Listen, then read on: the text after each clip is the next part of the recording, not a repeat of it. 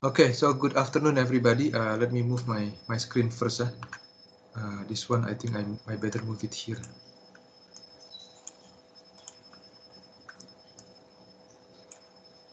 Sorry, guys, I'm a bit mixed up because I put in the camera to a different screen.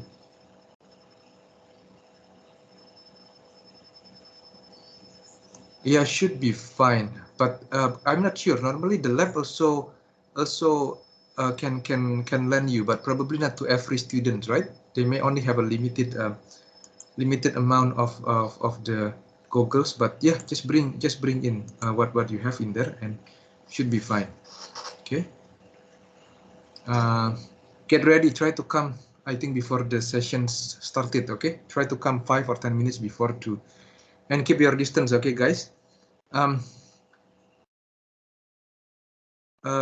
Okay, who else again just coming just now? Jising, UC just came join us. Good afternoon, UC. I think I have greet everybody else. Okay, so the discussions that we want to continue from Monday is on the Runge-Kutta method. So we have discussed the Euler method, and we have discussed that Euler method is actually the first order versions of the Runge-Kutta method. Okay, the one that are being used a lot is the fourth and the fifth order Runge-Kutta method. When we go into the higher order, that means the error will become smaller, so the method becomes more accurate. And this Euler and the Runge-Kutta method is applicable for the initial value problem. When we meant by the initial value problem is that as we try to solve the ordinary differential equations, we are being provided with the value of the dependent variable that we want to solve at time t equals 0, or that is at the beginning of your simulation. That will be an initial value problem. Okay, so we have given an example into how we use this problem, particularly for this problem, the simple problem of the liquid simple tank, a liquid level. Basically, this one, if what happens if the flow rate is varies as a function of time. Okay, and we use a sinusoidal functions to simulate this particular case, and we also go into the dimensional systems. Now, we have in the week 3 covered the sample of the mercaptile. Okay, that one is on the binary distillation. We call this distillation example is a lump model because each tray we model as a lump model, meaning there is no variations in each tray. Of course, when we talk about different tray from the top to the bottom, then it will vary at different trays. But when we inspect the properties of each tray, we can assume that the property are mixed. Okay, that means we that's why the reason we go into this binary distillation now. This is week 5, so we are discussing about the dynamic simulation of the lump model, meaning that in here the time variables plays into role. So in this particular slide, we show you a picture of a tray. This one is, we take it as the ith stage of a binary distillation column, where we have a 2 output and 2 inputs. Okay, so whatever that comes into here will be denoted as -1. So this will be the molar flow rate of the liquid that goes into the tray I or the stage I, with the molar fractions of that particular component. So we are talking about one component in here because this is the binary distillation component. So the component of interest here will be normally the light component, okay? And then whatever the stream that comes out from this, the tray I or the stage I will be denoted with I. Okay, as you can see, this is I. The definition is that we define that the tray is going from the smallest to the larger number of tray as it goes from the top to the bottom. This is the same the same assumption that we utilize in the absorption column and everything. Okay, so meaning the one that comes from the bottom will be denoted as +1, as +1 as well. So for the vapor, for the molar fractions of the key component in the vapor phase, we use V and we use Y. V in here denoting the molar flow rate of the vapor. Okay, so if we do a mass balance, or if you want to be very specific, this will be a mole balance. Okay, somebody can be very specific about the definitions, but the most important thing is that you know what are you talking about. It's not always you don't always put it into mole balance or mass balance, because mole or mass balance is basically representing the same aspect. Okay, so accumulations will be equal to in plus equal min in minus out. Okay, so this one will be your accumulation. So this Mi is the liquid hold up. So how much liquid is kept in each of the stage in here. Okay, and this one is this 2 is the input, this 2 is the output. Okay, so this thing needs to be clear as well. So this is clear. This is important because we are assuming something will change with the time.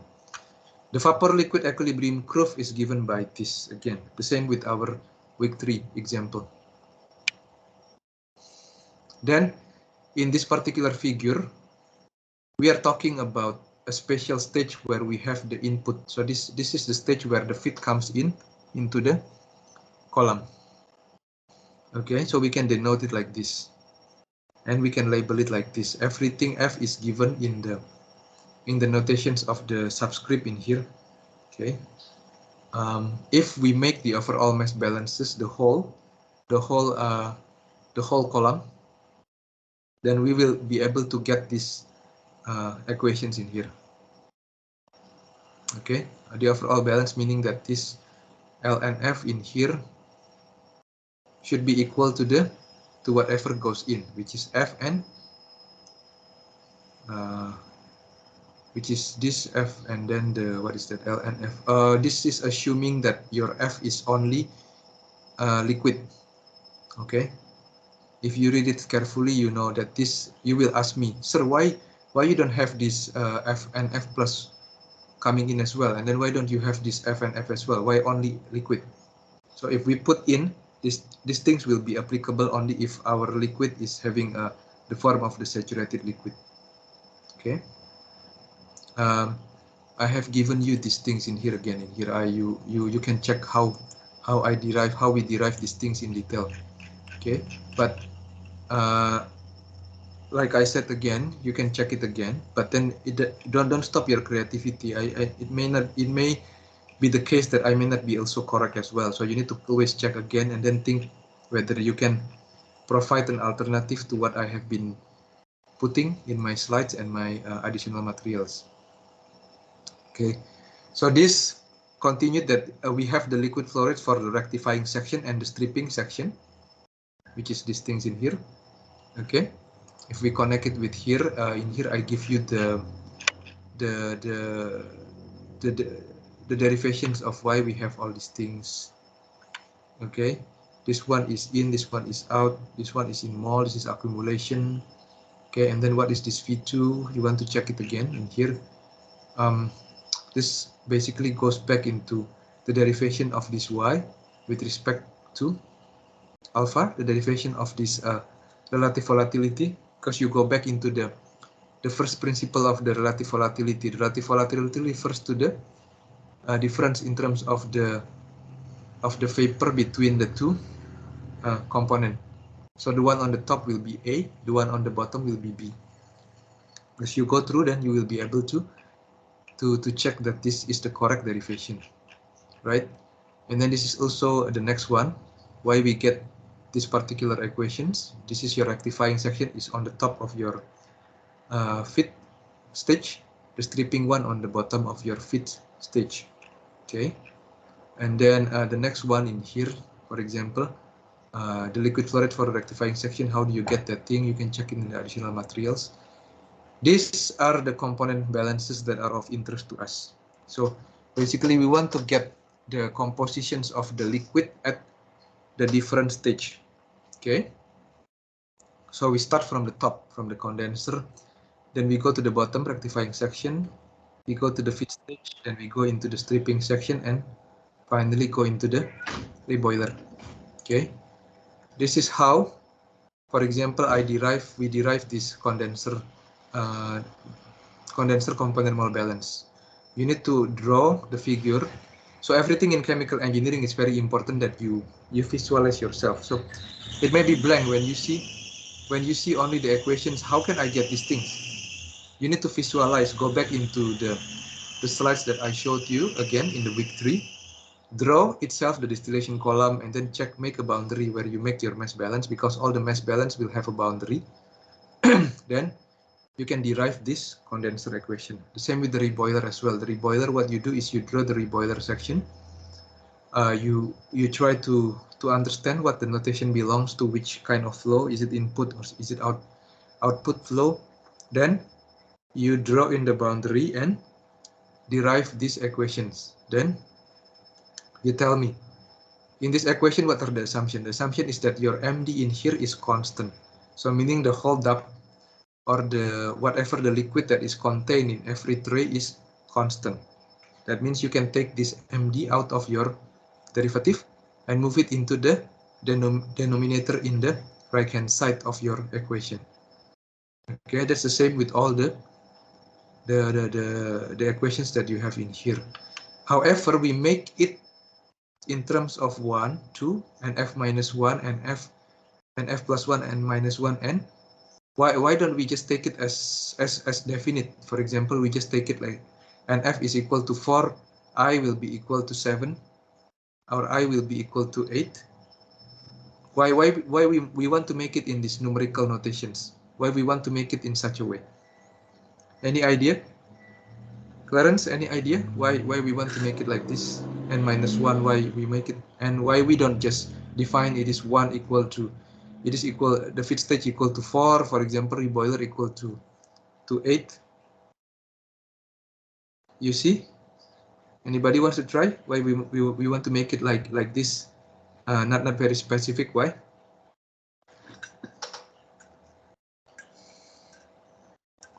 Any idea?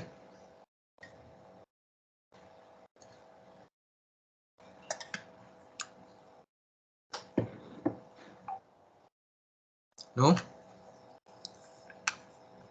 It's because we want to be able to solve it for a general problem. So in case later you want to define fit as the stage 50, you want to put in the reboiler as 100, the stage 100. So you want to make a distillation column with 100 trays, then the problem will still be applicable.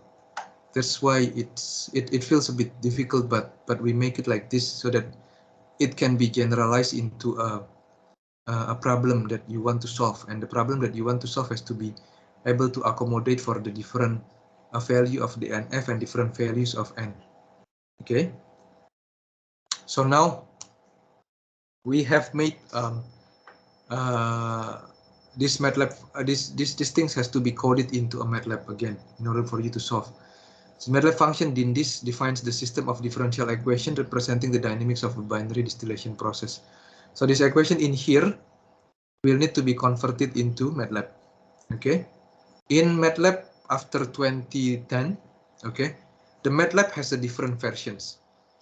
When I was very young back then, I was about I go into undergrad about in 2000 till 2004. Okay, I first come across MATLAB 2004. Back in 2004, we don't have this kind of structure variable. This structure variable is developed after 2010, I think, because in the past it's very difficult for us to transfer the variables from one functions to the other functions. We have to use the things we call it a global function. Okay, but after 2010, then they keep on making an improvement in the MATLAB version. Then they make this structure variable, which consists of a parameter fields. So what you give as an input into this particular differential equation is a variable called a matrix. It's not a matrix. It's a variable called dpar. The dpar contains many other variables within it. Okay, which is defined in terms of the dot. So dpar.alpha, dpar.n, dpar.nf, dpar.f, dpar.zf, everything in here. So that what you can pass into this function is necessarily a value of your variables or a value of your constant, which in the past we don't have. Okay, so if you look at this, then this is the program that we run.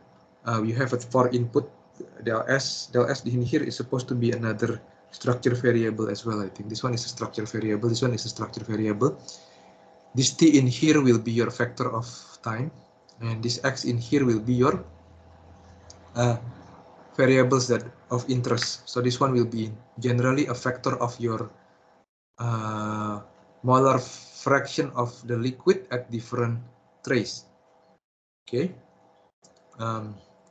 So these are the definitions of you basically get the value of the alpha from these structure variables, the value of the n from the structure variables, and the same with this del s as well.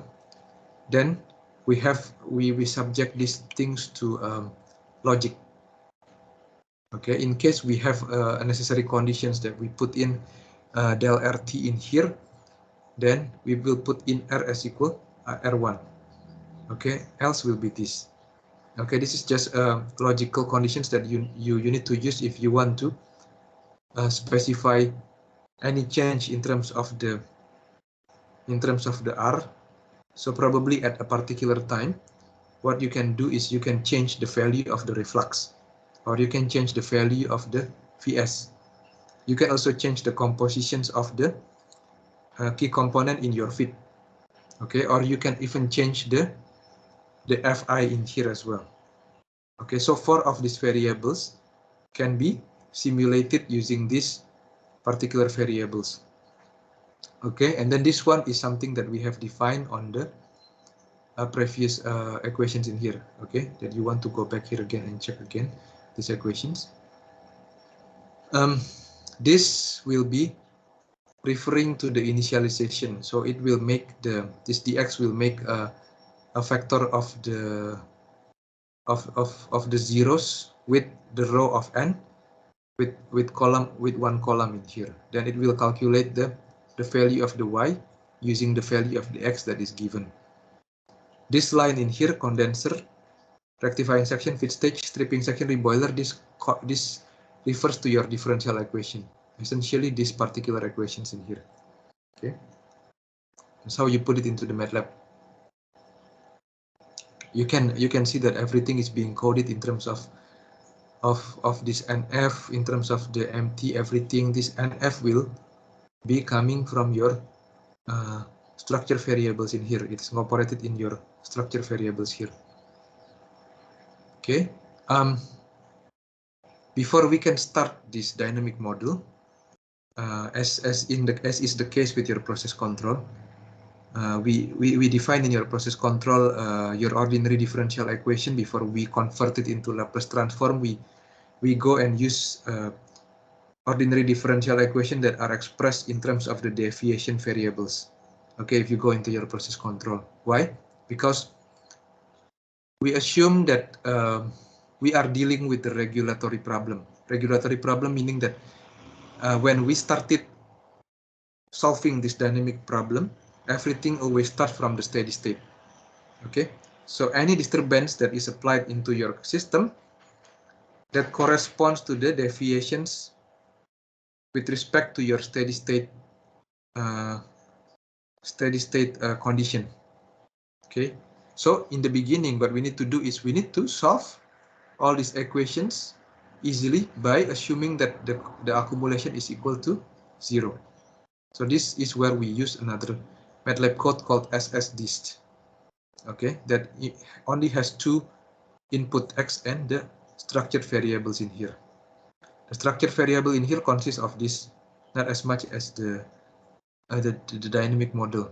Okay, so this is essentially just what we want to solve in here is the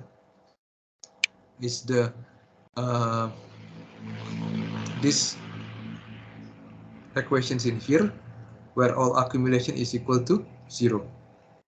Okay, so that becomes a problem of that will become a problem of the nonlinear or linear algebraic equations. Okay, in this particular case, that should be linear algebraic equation. So you can solve this thing in terms of the matrix. Okay, in order for you to get the value of the x1, x2, x3, x4, x5, and everything at the steady state. Okay, so this can be solved using a MATLAB file called fsolve. Now, this is the example. So the example is that we have a 30-stage column with the overhead condenser as stage 1, feed stage is 15, the reboiler as stage 30, which we use to distill a binary mixture. The relative volatility is 1.5, the feed rate is 1, the feed composition 0.5, the feed condition is Q equal 1, the reflux ratio is R equal to 0.7, the vapor rate leaving the reboiler is 3.2, the holdups are both in the condenser and reboiler are 5 mole, and the holdup in each stage is 0.5 mole. What we meant by the holdup is this. There is a liquid that you leave to be contained in the reboiler, because you cannot leave your reboiler to be to run dry. If it runs dry, then you will have a problem. Okay, because that may affect the pumping. You may have a problem in the pump if you leave it dry. Okay, so that's what it's meant by the holdup. So this is how we, and then this is called the dynamic problem. Why? Because at time t equal 10 minutes, we apply 1% step change in the reflux flow rate. Except in this particular scenario, we don't install controller into our system. So meaning we only want to see the response of the distillation column in terms of the molar flow rate, in terms of the molar fractions of the x1 of your key component at different stage. Okay, so we want to plot the liquid composition of the distillate and bottom for O up to 400. Also plot the liquid composition profile along the stages at t equal 400 minutes. This is what we did. We put in all the variables in here. This is another MATLAB file that we make. This is sort of like what you call is a driver file. This is used to specify all the parameter variables in your MATLAB and to call firstly the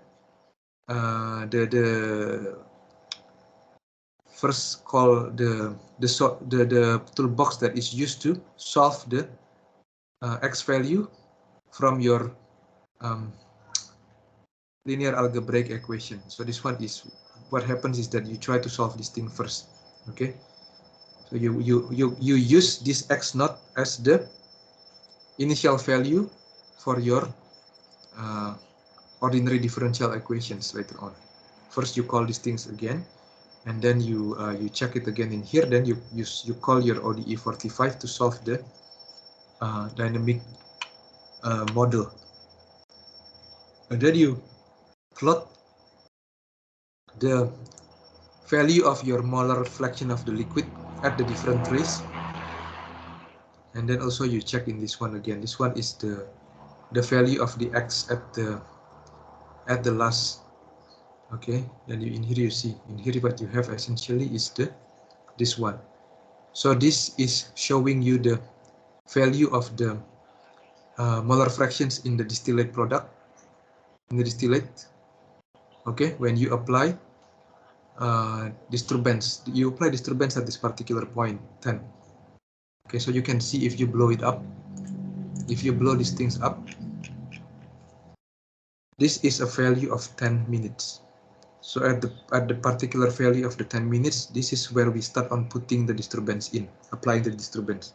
Okay, So there will be a change in the mole fractions of your key components in the distillate and in the bottom products up to about 150, after which it's basically level out. Okay, so you have a quite constant value after this. Okay, this is constant value after this, and this basically plotting the compositions at different tray. So this one refers to the different trays, 5 until 30, and you can see this will be the mole fractions of the key components in the liquid at different trays. And then you can apply these things to the other things. For example, what do you want to specify? Did you want to specify in here, for example, because what you apply is the change in terms of the reflux, right? That's why you put it 0.01 in here. Okay, then you specify the time of the change as equal to where is the time of the change in here? Blah blah blah blah. You check the par dt 10. Del SR del RDT is equal to 10. If you want, you can also simulate the effect of the different one. For example, the effect of the volume in here.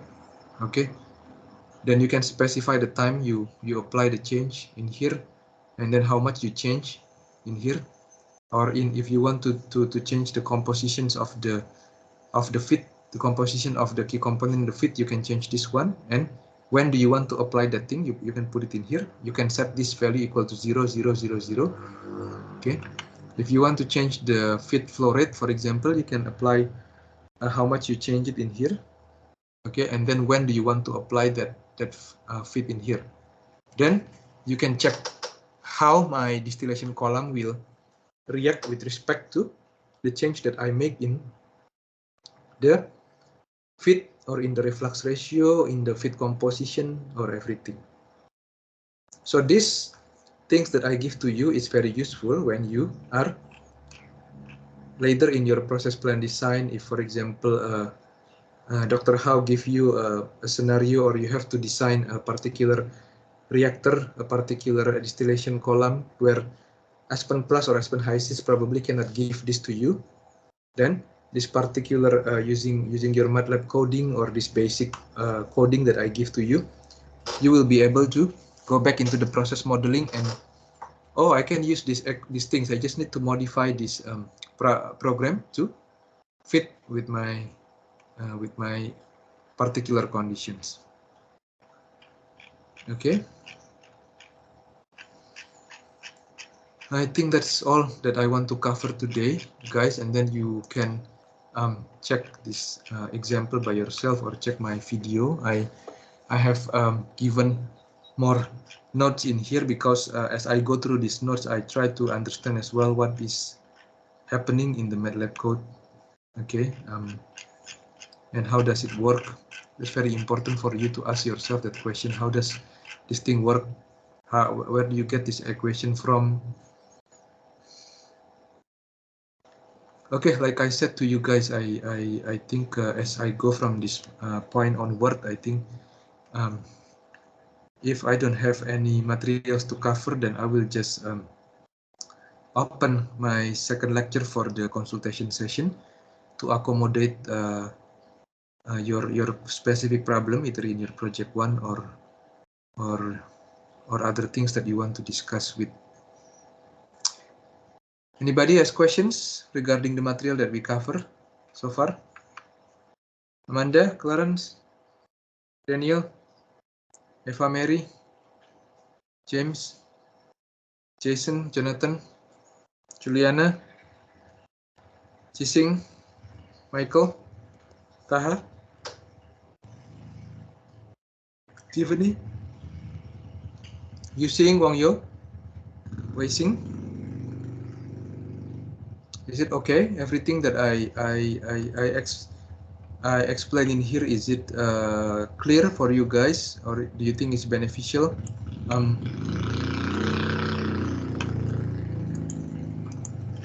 Or you get more confused after my explanations in here? You think that this is too much for you? Well, this is process modeling. I mean, what and chemical engineers are basically the engineer that are using a lot of mathematical. So if you go with the civil engineer, for example, you will not have to deal with so much equations like this, right? So of course we will not cover a lot of chemistry concept in here, but rather we are focusing morely on the coding and the equations in here. Okay, if there is no more questions, then I think I will just stop the sessions in here. I will take the attendance again. Okay, before you guys finish. Before we finish, then I'll download the attendance list first. Okay, to keep track who is coming to my lecture. Okay, I will stop the recording now.